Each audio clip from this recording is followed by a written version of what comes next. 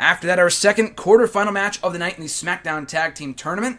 It was Heath Slater and Rhyno taking on the Headbangers. Yes, the Headbangers. And I gave my 2 cents on this in hashtag Ask You Stem from this past week, but a cool return. I mean, I was never a huge fan of the Attitude Era, or at least specifically the 1998 year of WWE, which I know is when they kind of came up in the company, but it was cool to see them. They haven't been around for almost 2 decades, but still a good little showing from the Headbangers.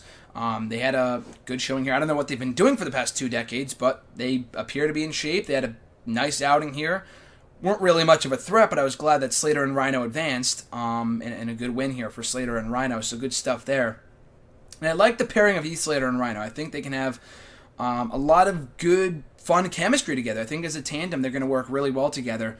I wasn't a huge fan of the segments they did on this show with Heath Slater's family and his quote-unquote wife in the trailer. Like, that felt a little too stereotypical for me. I feel like Slater should just be an underdog-like character, not this redneck with like 20 children. I feel like that's way too much.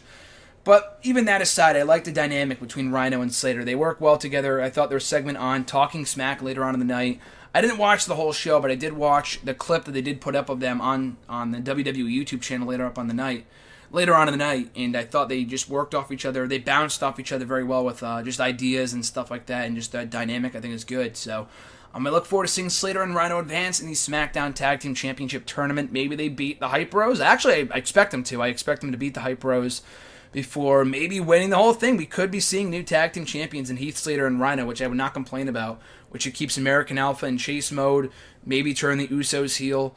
And, I think Slater and Rhyno could be some great tag team champions for SmackDown if they can continue on with this little role they've been on as of late.